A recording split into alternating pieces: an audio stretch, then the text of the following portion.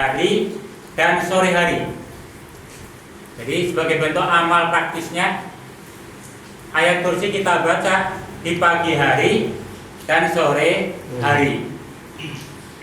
Rasul menyatakan barang siapa yang membaca ayat kursi pagi hari dan juga sore hari, maka dia berada dalam penjagaan Allah Ta'ala. Pagi dia baca, sampai siang dia dijaga oleh Allah dalam perlindungan Allah Subhanahu wa Ta'ala. Sore hari dia membaca ayat kursi, sampai malam Allah akan menjaga dia. Dia dalam perlindungan Allah Subhanahu wa Ta'ala. Ini dalam amal praktisnya.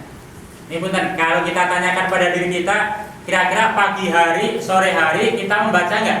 Baca kan, habis sholat juga baca kan. Habis sholat, di luar sholat. Malam mau tidur lawan. Ini satu. Mau tidur tak? Ini sebagai amal praktisnya yang kita kaji sebagai amal praktisnya pagi hari, sore hari. Ini satu. Yang kedua, ayat kursi hendaklah dibaca yaitu sebelum tidur. Iya, iya. Jadi ketika kita mau tidur, beranjak ke tempat tidur, maka disunahkan di sana adalah berwudu, zikir dan lain sebagainya. Dan salah satunya itu dianjurkan membaca ayat kursi. Maka selama ia tidur sampai pagi, dia dalam penjagaan Allah dari gangguan setan, bahkan dari pencurian. Itu sebagai amal praktisnya, dibaca sebelum tidur. Dan yang ketiga, ayat kursi hendaklah kita baca di setiap zikir sehabis sholat. Nah, ini sudah kita praktekkan.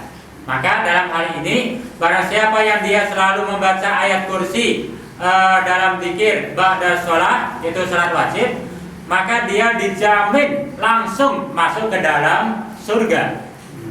Tidak ada yang menghalangi dia kecuali al-maut, yaitu kematian. Nah, ini adalah bentuk amal praktis terkait dengan ayat kursi. Nah, ini saya tambahkan satu lagi. Kapan ayat kursi bisa kita baca dan dianjurkan untuk dibaca? Walaupun secara mutlak umum, kapanpun, dimanapun, mangga kita baca. Insya Allah ada hikmahnya. Tapi secara muqayyad, secara khusus ada perintah agar kita membaca ayat kursi. Dalam satu keterangan hadis, Rasulullah SAW menyatakan bahwa tidaklah dari umatku asbaha faqara'a isnatai asrota marrotan ayat al-kursi di pagi-pagi hari. Jadi asbah itu di waktu subuh. Jadi tidaklah dari umatku pada saat waktu subuh dia membaca ayat kursi sebanyak 12 kali. Nah, ini praktek baru nanti. Yang mampu, yang siap, yang sanggup, maka diamalkan. Jadi barang siapa yang membaca ayat kursi sebanyak 12 kali di waktu subuh. Nah, kapan di waktu subuh ini? Ketika dia membaca ayat kursi 12 kali, summa tawaddo'a, kemudian dia berwudu. Summa sholal fajr, kemudian sholat subuh. Berarti dibaca sebelum subuh. Baik itu setelah adzan, ketika menunggu sholat subuh, zikir, baca ayat kursi 12 kali. Atau sebelum adzan gak apa-apa. Jadi sebelum adzan berniat mau ke masjid, membaca ayat kursi 12 kali.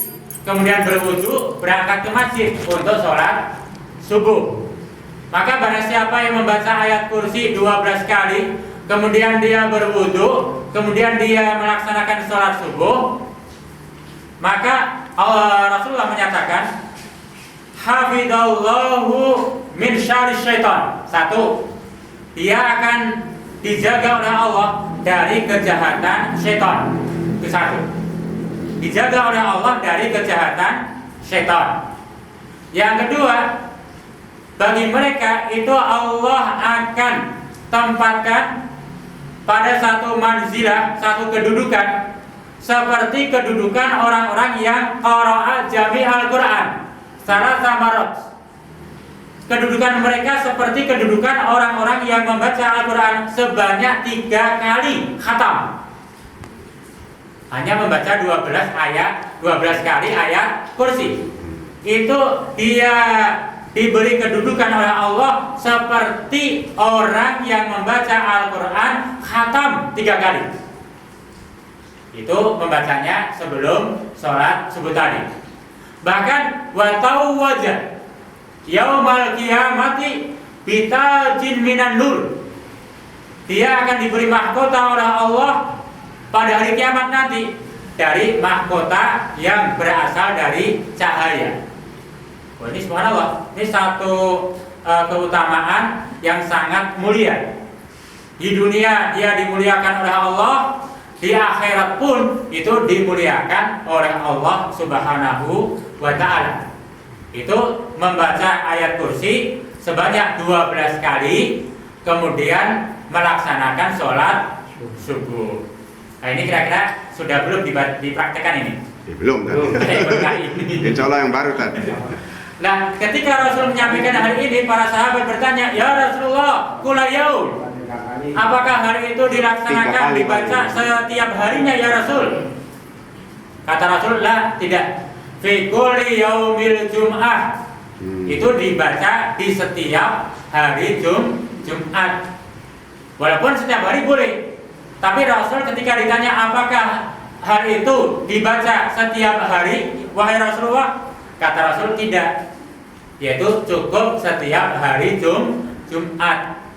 Kenapa? Diterangkan oleh Rasulullah, sebab hari Jumat adalah awalul ayam fil usbu, hari pertama dalam sepekan. Jadi ketika masuk hari pertama dalam satu pekan, diawali dengan membaca ayat kursi. Itu pada hari Jumat.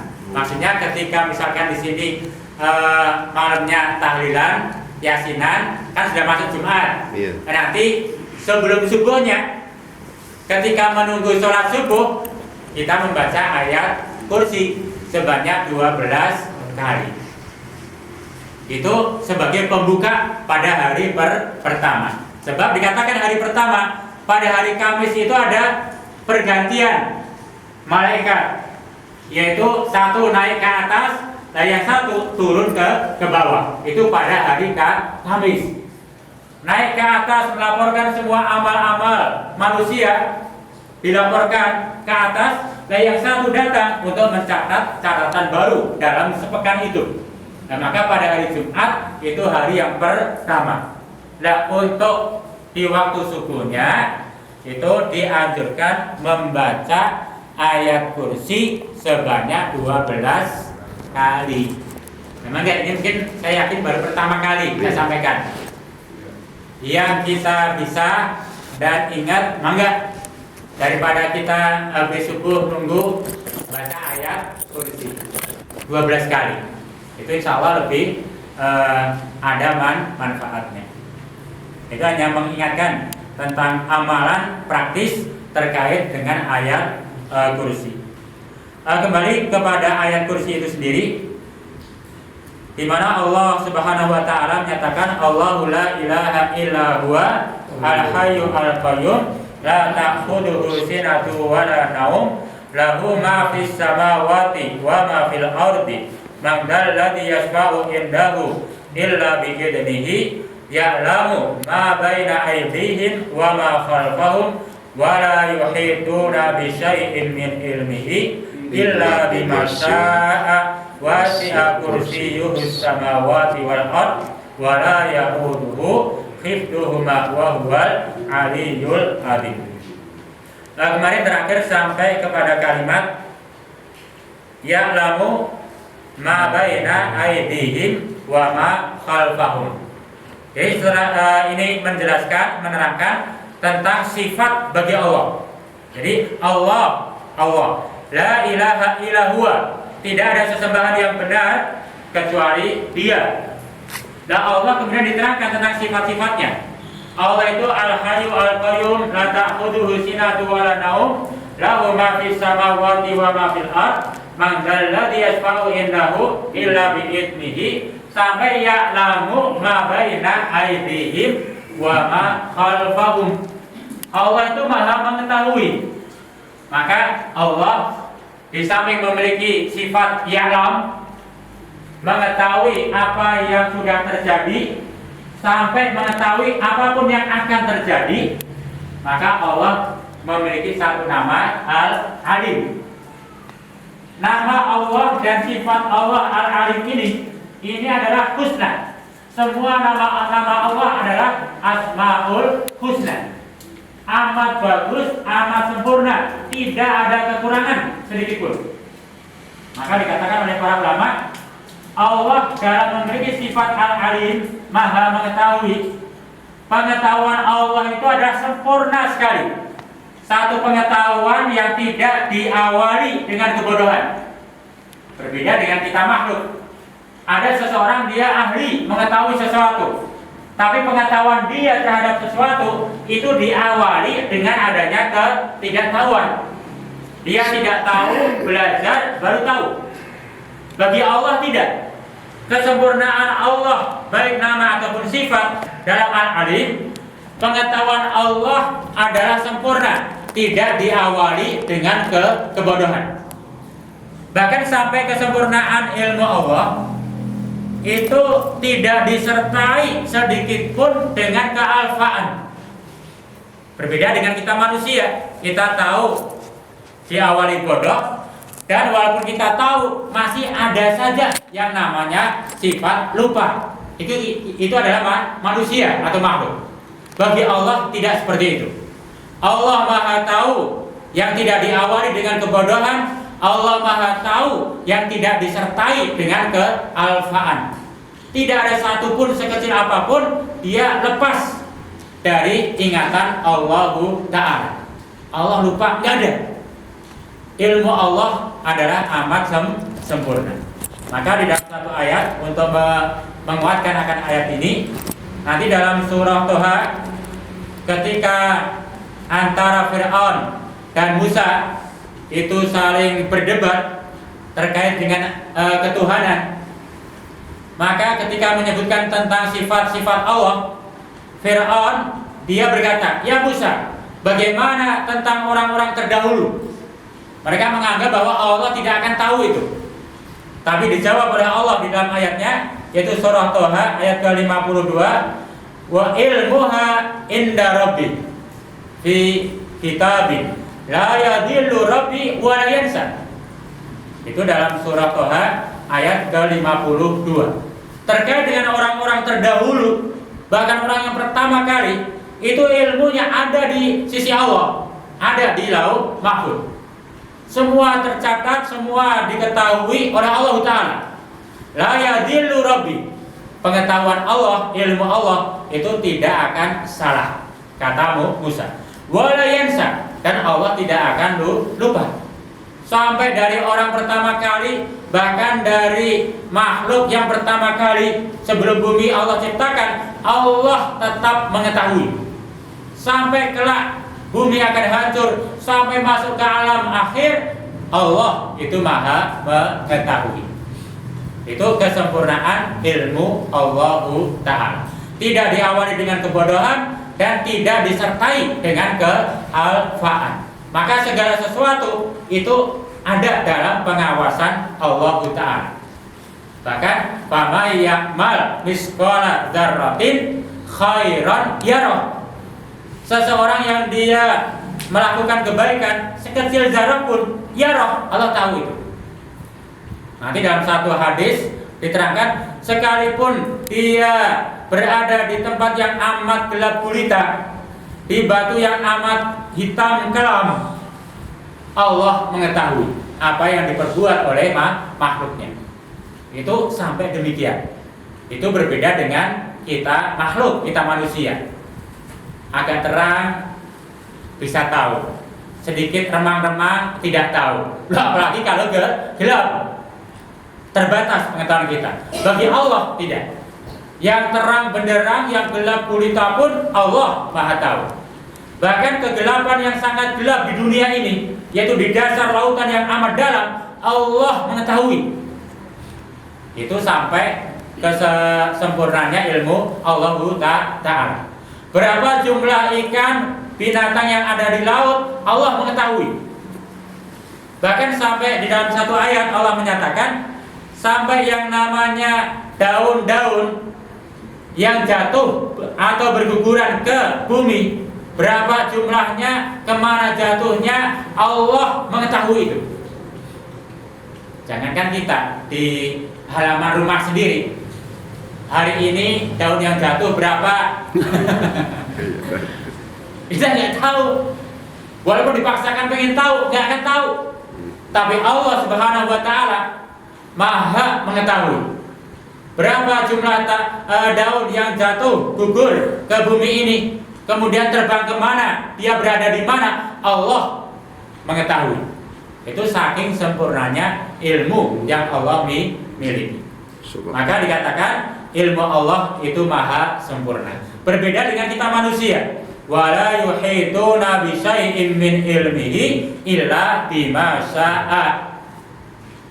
Ayat berikutnya, dalam penggalan berikutnya.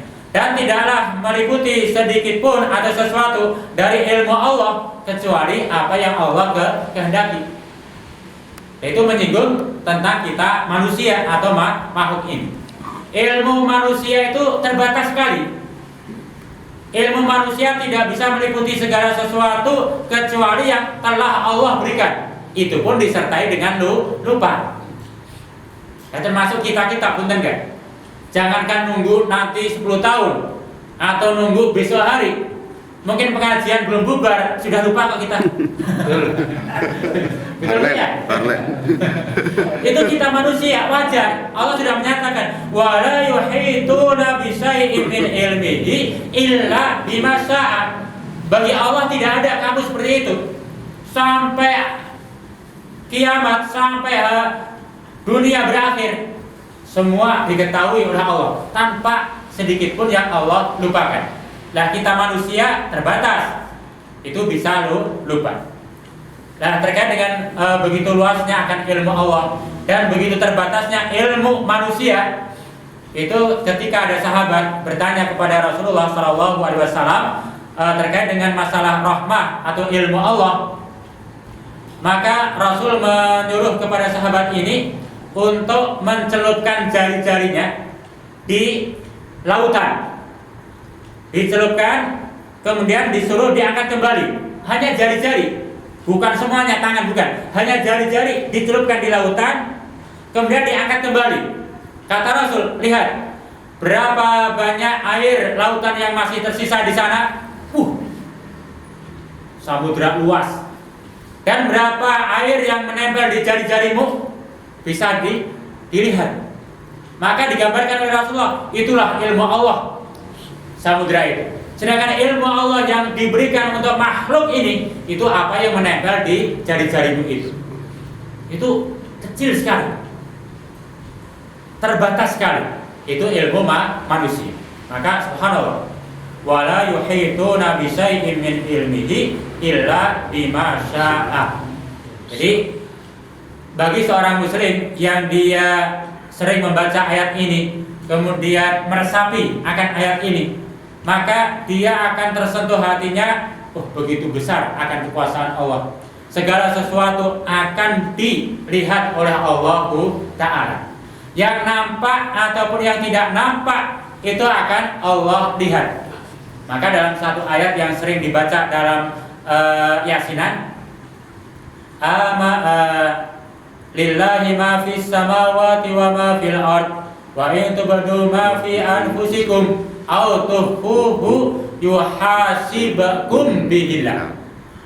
Jadi apa yang kalian sembunyikan atau apa yang kalian ucapkan, itu yuhasibukum, Allah akan mempertanggungjawabkannya, minta pertanggungjawabannya, akan dihisab oleh Allah. Yang kecil apapun dari ucapan kita, Allah Maha mengetahui. Bahkan ucapan yang tersembunyi dalam hati pun Allah Maha mendengar, Maha mengetahui. Maka yang menyadari dan meresapi yang seperti ini, dia akan berhati-hati sekali dalam ucapannya, dalam perbuatannya. Dia sangat berhati-hati. Allah Maha mengetahui dan Allah akan meminta pertanggungjawabannya.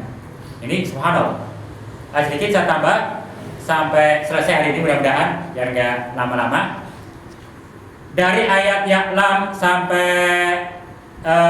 terakhir yaitu illa bimasya, ini membahas tentang sifat Allah terkait dengan ilmunya. Ilmu Allah itu luas, sedangkan ilmu manusia itu adalah terbatas. Bahkan termasuk kalimat wasi'a kursiyuhus samawati wal arda, ini pun ada sebagian ulama masih membicarakan tentang ilmu Allah. Wasi'a kursiyuhus samawati wal ard, luas kursi Allah itu meliputi langit dan bumi.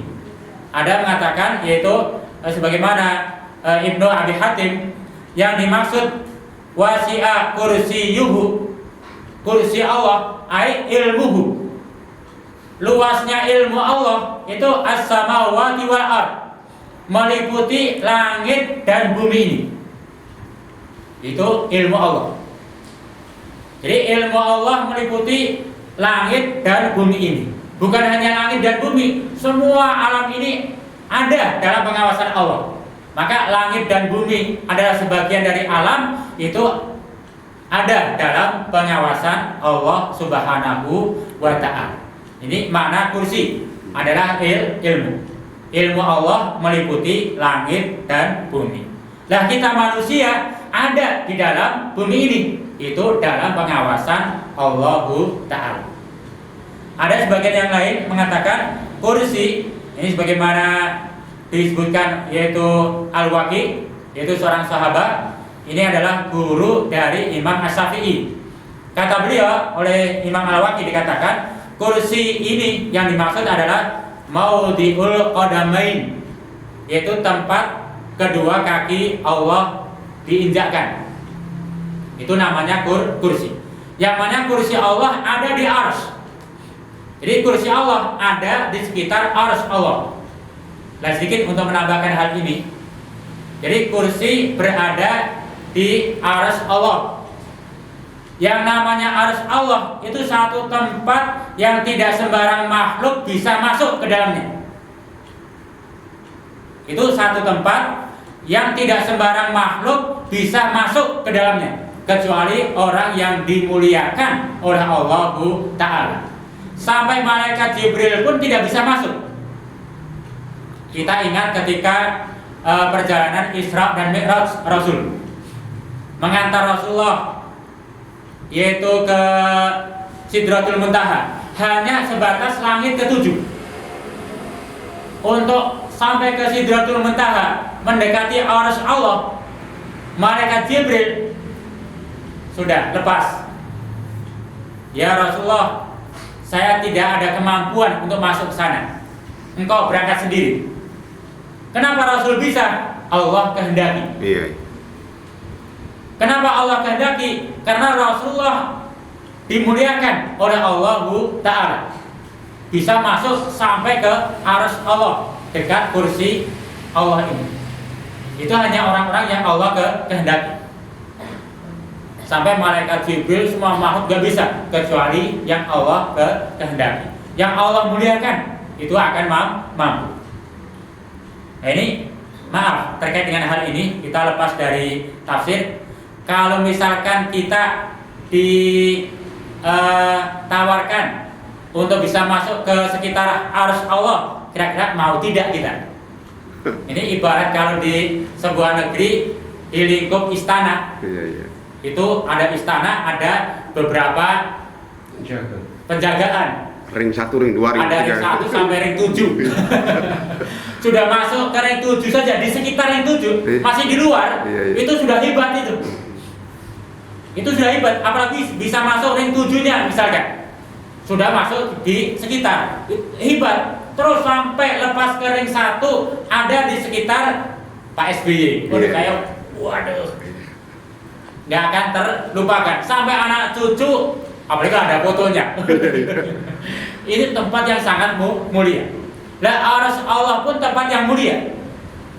Kira-kira maaf nih, kalau saya tanya diri kita masing-masing, pengen tidak kita masuk ke sana? Wah ya, sangat sekali. Ibu pengen beli Bu? Pengen? Saya juga pengen. Ada Bu, ada amalan Bu. Ada, Oh iya, ada. Cari amalannya ini. Ada amalan ada. Iya. Rasulullah SAW dalam satu hadisnya pernah menyatakan, khalaqallahu al-manabira minan nur haulal ars. Allah Subhanahu wa taala telah menciptakan mimbar-mimbar dari cahaya.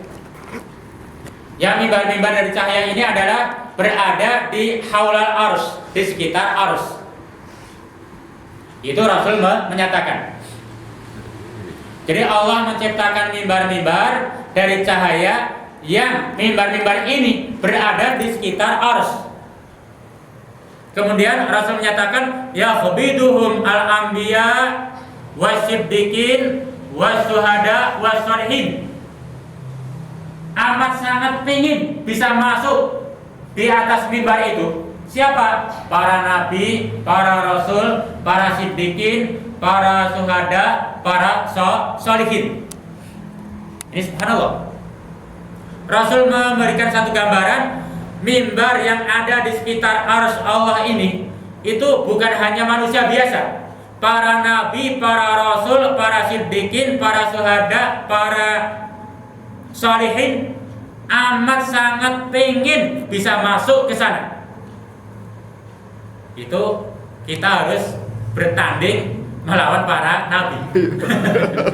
Para nabi, para rasul, para syuhada, para sholihin. Mereka pengen sekali masuk ke sana ketika Rasul menyampaikan ini. Nah kemudian kata Rasulullah, tapi mimbar-mimbar itu bukan untuk mereka, kata Rasul. Jadi mimbar-mimbar itu bukan untuk mereka, kata Rasul. Nah, maka para sahabat ketika mendengar ada sedikit, berarti saya bisa ini. Kalau Allah menciptakan mimbar dari cahaya yang ada di sekitar arsy, para nabi, para rasul, para siddiqin, para syuhada, para sholihin pengen masuk, tapi bukan untuk mereka, kata Rasul. Kemudian berhenti Rasul menyampaikan, bikin penasaran para sahabat. Maka para sahabat bertanya, liman ya Rasulullah? Kemudian untuk siapa mimbar-mimbar ini ya Rasulullah? Itu wajar. Jadi untuk siapa ya Rasul? Itu mimbar. Bukan hanya mimbarnya, itu berada di haula ars, di sekitar ars Allah Ta'ala. Untuk siapa ya Rasul? Kemudian agak lama Rasulullah SAW memberikan jawaban. Dijawab oleh Rasulullah, sedikit agak penasaran. Kemudian Rasul memberikan satu jawaban, li al-mutajalisina fi, kata Rasul. Salah satunya, mimbar-mimbar itu diperuntukkan oleh Allah bagi mereka yang selalu bermajelis karena aku. Selalu duduk dalam majelis ilmu, dalam majelis dzikir. Ini kalau kita pengen masuk ke sana, berada di sekitar arsy Allah, maka amal praktisnya adalah mangga ada ihtimam, ada perhatian, ada semangat, selalu senang duduk dalam majelis ilmu. Itu kan, maaf, kan mudah saya, bener kan? Tinggal duduk aja. Sudah kita praktekkan terus kak. Kata Rasul, lil mutajalisina fi, yaitu untuk orang-orang yang mereka selalu duduk dalam majelis ilmu atau majelis dzikir fi, karena aku. Artinya satu, duduk dalam pengajian, senang pengajian, walaupun ngantuk pokoknya senang dulu lah, yang penting dengan niatan fi, karena Allah Ta'ala. Maka insya Allah bagi mereka yang bersungguh-sungguh dalam bermajelis ilmu, bermajelis dzikir karena Allah, itu Allah jamin mereka akan duduk di mimbar-mimbar itu. Subhanallah. Maka mudah-mudahan kita semua diberi kemudahan, mendapatkan keutamaan dalam kita bermajelis dzikir, walaupun sepekan sekali, tidak apa-apa. kita termasuk orang-orang yang akan mendapatkan al-manabir minan nur itu. Amin. Itu amin. Amin. Ya rabbal alamin.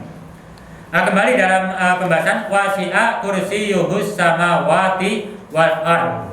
Jadi yang dimaksud kursi adalah tempat untuk meletakkan kedua kaki Allahu Ta'ala. Sedangkan kalau arsy itu adalah la yaqdiru ahadun qadrahu. Tidak ada yang mengetahui seberapa luasnya arsy itu. Kalau kursinya Allah saja meliputi langit-langit dan bumi, besarnya arsy Allah seberapa? Itu tidak ada yang mengetahui. Hal itu dikatakan oleh Waqi', yaitu seorang sahabat, dan ini dikenal sebagai gurunya Imam As-Syafi'i. Maka ketika Imam As-Syafi'i selalu belajar kepada beliau, kemudian suatu saat hafalannya agak sedikit ada gangguan, datang kepada Imam Waqi' ini. Ya Syekh, akhir-akhir ini kalau saya belajar ada gangguan, susah menghafal. Saya minta saran, minta petunjuk, wahai Syekh.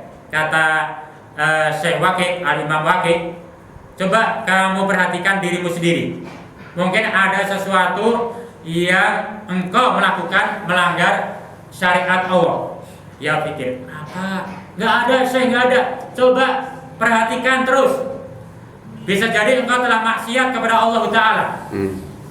Dipikir-pikir, ada perbuatan yang maksiat, yang kecil sekali.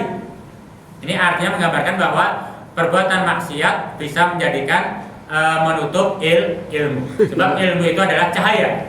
Ketika kita melakukan maksiat, cahaya akan padam. Maka di samping kita selalu bermajelis, yaitu berusaha untuk selalu menjaga diri, jangan sampai melakukan perbuatan maksiat. Itu makna kursi. Jadi satu, kursi bisa bermakna ilmu. Dua, kursi bermakna tempat menaruh kedua kaki yang Allah miliki. Kemudian ayat kursi ini ditutup, wasi'a kursiyyuhus samawati wal ard wa la ya'uduhu hifdhuhuma. Dan tidaklah Allah itu merasa berat dalam menjaga keduanya. Jadi langit, bumi, dan apa yang ada di dalamnya, di sekitarnya, semua itu dalam penjagaan Allah, dalam pengurusan Allah Ta'ala. Sifat Allah adalah la ya'uduh, tidak ada rasa berat, tidak ada rasa capek. Dalam mengurus dan mengawasi ini Allah nggak ada rasa berat, nggak ada rasa kantuk, nggak ada rasa tidur. Maka dalam tafsir Katsir dikatakan, hal ini memberikan satu gambaran, semua yang ada di muka bumi ini, terutama adalah manusia, semua akan dilihat oleh Allah Ta'ala. Ucapan-ucapannya, perbuatan-perbuatannya, semua akan dilihat oleh Allah. Tidak ada satupun yang lepas dari pengawasan Allah Ta'ala. Dan mudah-mudahan Allah ngaturlah, nanti maksiat dikit, pas maksiat Allah ngatur, gak ada. Allah gak ada rasa capek, gak ada rasa ngantuk. Semua dalam pengawasan yang segar bagi Allah. Itu diketahui oleh Allah Ta'ala. Kemudian lebih jauh ditutup ayat ini tentang sifat Allah, bahwa wa huwa al-aliyyul adil. Allah itu maha tinggi dan maha agung. Hal itu menggambarkan kalau Allah itu tinggi, maka bisa mengawasi yang rendah. Allah itu yang maha agung, maka beliau Allah lah yang berhak untuk disembah. Itu wa huwa al-aliyyul adil. Ini selesai dalam kita membahas ayat kursi. Mungkin ada pertanyaan, ada 10 atau 5 lagi. Mangga. Ada Pak Ustaz.